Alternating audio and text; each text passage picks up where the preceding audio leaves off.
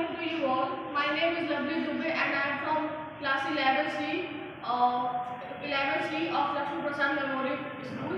And today I am here to represent a topic of business studies class 11, that is chapter 5, that is emerging modes of business. So let's talk about what emerging modes of business is. So in the modern era of the globalization, the businesses are now emerged in a medium so that people can feel at ease and to start a business. So let's talk about the components of the e-businesses. That would be e-business, e-commerce and outsourcing processes. Let's talk about e-business. So e-business is a wider term in which manufacturing, production, accounting, management, sales and other things are recorded. And in e-commerce is a small part of e-business in which the buying and selling of the products is only allowed, and the process of e-commerce is only prohibited at the end of the buying and selling. Let's talk about outsourcing processes. So outsourcing processes is about divided into two types, that is BPO and KPO. First, let's talk about the scope of e-business and e-commerce. So it has four scopes: B2C, C2C and intra. Let me first tell you all what B2B is. So B2B is a process of carrying out the business from one business to another business. So B2B is all about selling one commodity to the other commodity between the firms. Like for example, firm A is buying the product from firm B. Let's talk about B2C. Okay, B2C is something about buying the products from the retailing shops or buying the product direct from the manufacturers. B2C is something that we see in our daily life. So B2C is all about if you are moving to a place, you are moving to a retail shop and going to buy a pen. Let's talk about you are going to buy a bunch of pens. So you're just going to ask for the pen and you're going to buy it. B2C is something we see in our daily life. Let's talk about C2C. C2C stands for customer to customer services. C2C is all about buying and selling the used products from one customer to another. Maybe everybody had heard of OLX.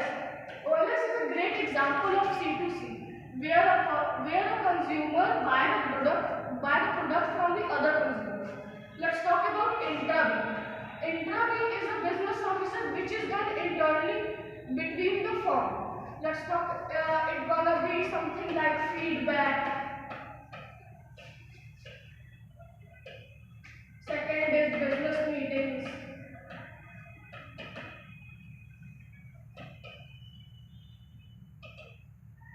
Okay, so intra-B is a business services which is done internally between the firms. Now we're going to talk about BPO and KPO. BPO. BPO is outsourcing services which stands for carrying out the business services from the outside agency. Okay, so when we get our business tasks done from outside agency without disturbing the daily fundamentals and working schedules of the particular business. Okay, let's talk about KPO. KPO is a business services which is all about knowledge. Knowledge like KPO depends on resource services, decision making and all.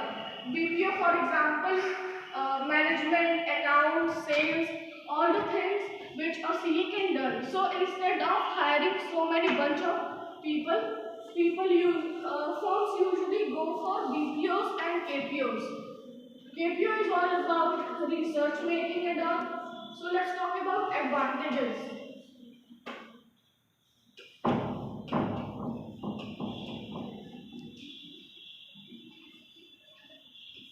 Let's talk about the advantages of BPO.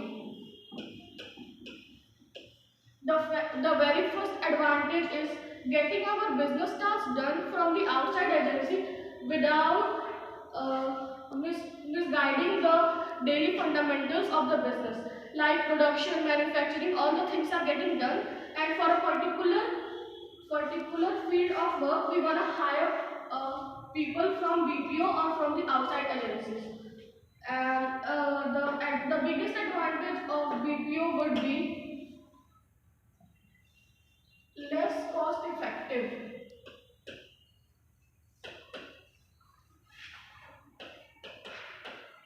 Just because we hire people from other outside agencies instead of hiring so many employees in our daily firm, it will be cost effective. I mean, they doesn't gonna charge so much money, and we have to appoint them just for a particular period of time to get our task done. Let's talk about advantages of KPO, right?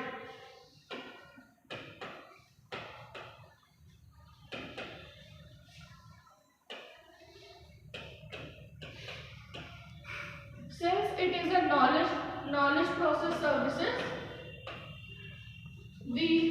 first of all, it's less cost effective for sure because it's from the outside agency, and second, helps in making decisions.